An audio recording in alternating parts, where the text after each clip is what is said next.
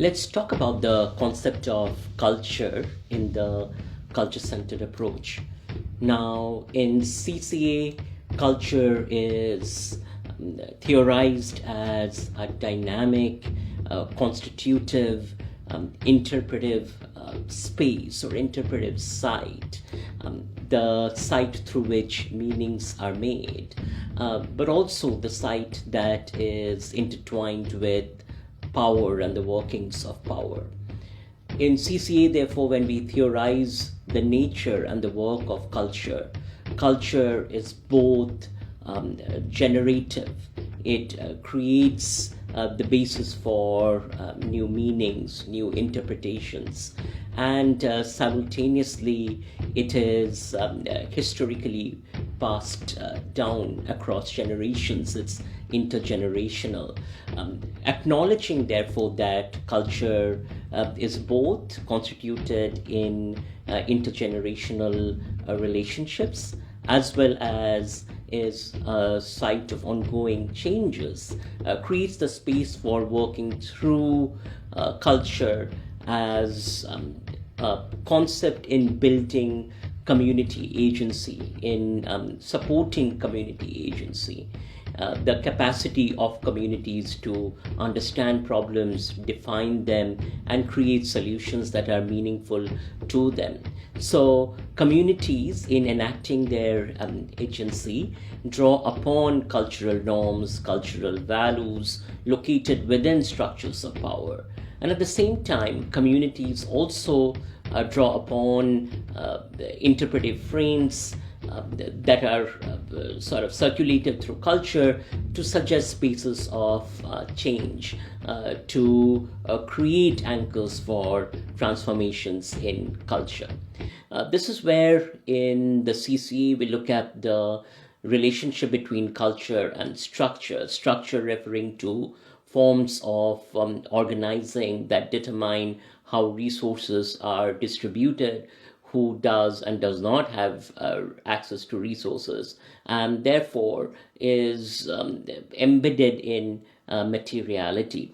Now, the relationship between culture and structure is mediated through power in the culture-centered approach. So, recognizing that cultural values, cultural norms, on one hand, circulate hegemonic power configurations that continue to perpetuate marginalization, also becomes a way for then understanding the ways in which culture can be mobilized to transform those power structures, those inequalities in distribution of power in communities.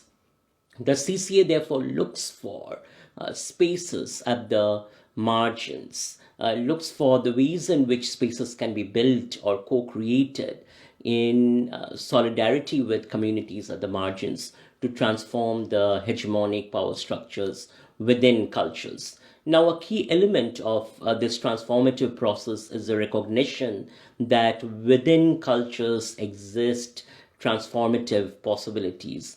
Within cultures exist sites for expression of agency, agency of those who are at the margins. We come up with the methodological tool of the margins in the CCA that attends to the notion of ongoing marginalization within communicative spaces, asking the question, who is not present here, whose voices are not present here, which voices are we not listening to within these contexts. And the concept of the margins and of the margins, therefore, creates the basis for understanding the power inequalities, the inequalities in the distribution of power within community spaces, often drawing upon cultural norms, and then simultaneously co-creating cultural stories, cultural narratives that become ways for those at the margins of the margins to express their agency, to bring about transformations or changes in the hegemonic structures. Now, CCA in this sense actually challenges two dominant approaches to the use of culture in mainstream configurations and studies of culture. One of these approaches is a culturally essentialist approach that thinks of culture as an essence that is static, that conceptualizes culture, therefore, as a barrier that gets in the way of social change, and therefore culture is constructed in pathological terms, often by outsiders to the culture, sitting in dominant positions in order to bring about social change. We see this historically within the dominant social change communication literature, historically, where culture has been treated as a pathology. Culture has been treated as equivalent to tradition, and tradition being then placed in a binary with modernization. So the work of social change communication has been one of outsiders sitting within powerful positions of expertise in embedded in colonial and neo-colonial networks, sending in messages, sending in communication in order to change the culture.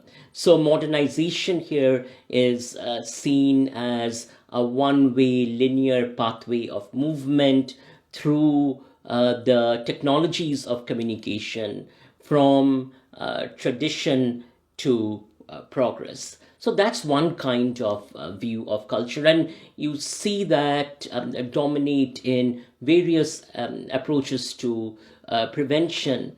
These approaches often hold up the dominant capitalist, colonial, Eurocentric white structures of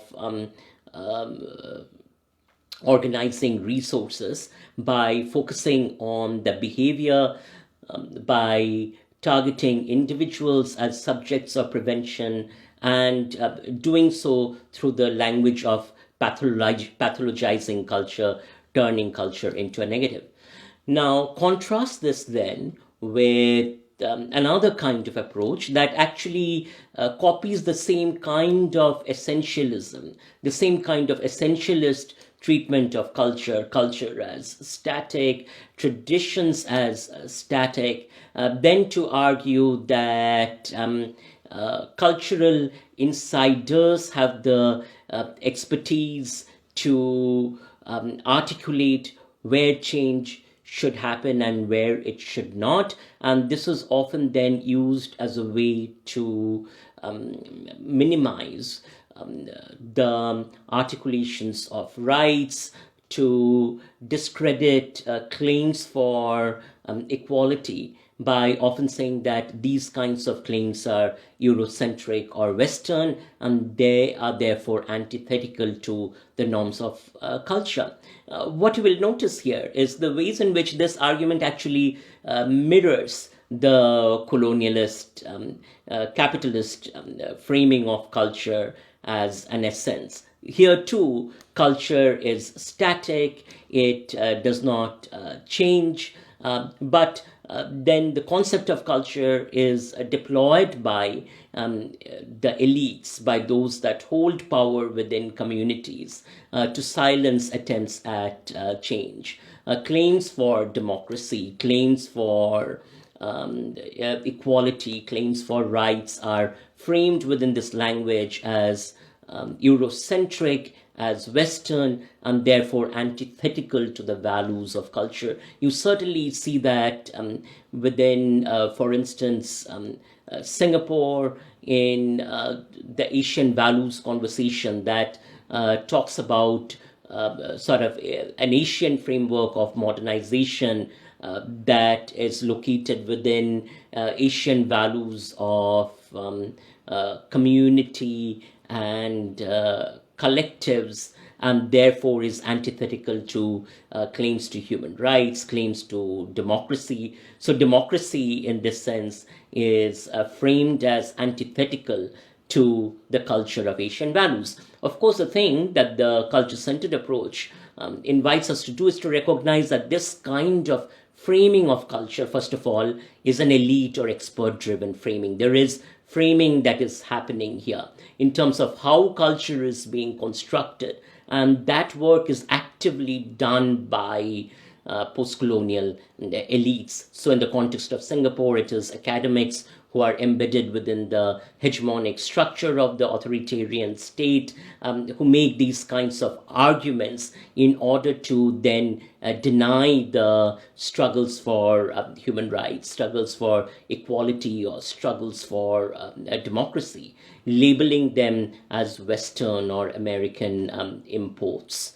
So the CCA, as a critique of both of these essentialist frameworks, then suggests that what we actually really need to do is to think about the ways in which we can build voice infrastructures, working alongside those at the margins of the margins in communities, working alongside those who have historically been erased from the dominant spaces, whose voices are often unheard. And that methodological term to listening, to attending to voices that are often erased and unheard, then means that the work of building communicative infrastructures is one of challenging power structures, is the one of challenging the hegemonic configurations that silence. And throughout our work across the globe, what we have found empirically is that the claims to democracy, the imaginaries of democracy, the imaginations of participation, of voice, of being listened to, of being heard, are very much culturally constituted in the articulations of those at the margins. And in this sense, these ideas of democracy, voice, participation are culturally rooted. And at the same time, you see, they are universal, because these culturally rooted claims find resonance across spaces, across the struggles for dignity among those at the margins. So, for instance, with our ongoing work with low-wage migrant workers in Singapore, who come from many different parts of Asia. They come from Bangladesh, they come from southern part of India, they come from China, from Thailand, from Malaysia.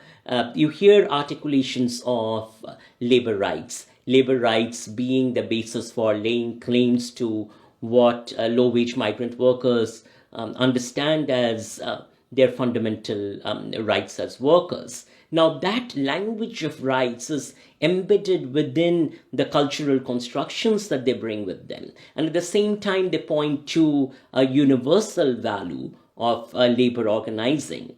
In this sense, you see, the CCA offers us a way for working through cultural contexts by working with communities at the margins, of listening to their voices to build universal articulations of social change through the work of cultural understanding, through the work of recognizing the agentic capacities of communities to draw upon cultural narratives to build the imaginaries of change. And in that sense, the CCA is fundamentally a framework for resisting whiteness that sees these values of democracy or participation or human rights as inherently Western, and in that process actually retaining the hegemony of capital and empire by projecting particular parts of logics as desirable logics. The point to recognize here is that the treatment of culture as essentialism, be it in the Asian values conversation or be it in cultural traditions kinds of conversations, actually work to reify and perpetuate neocolonialism and neocolonial infrastructures. By treating culture as static, by treating culture as essence, and by labeling ideas such as democracy as Western, they inherently fit into the notion that enlightenment and principles of enlightenment come from the West into the rest, failing to recognize the imaginaries, the dreams, for equality, for voice, for democracy that exist within cultures. So, as I wrap up this conversation on culture in the CCA, I invite you to think about the conceptualization of culture in various frameworks that you see around yourself, to examine closely the ways in which these frameworks are tied to the agendas of hegemonic power structures, to examine closely the ways in which conceptualization of culture actually serve the interests of power elite, actually serve the interests of experts, and then to really think through that, to examine the ways in which culture can serve as a site for dismantling the whiteness of capitalist colonialism, to recognize the transformative capacity of culture is to recognize the voices of communities at the margins of the margins as owners of processes of social change.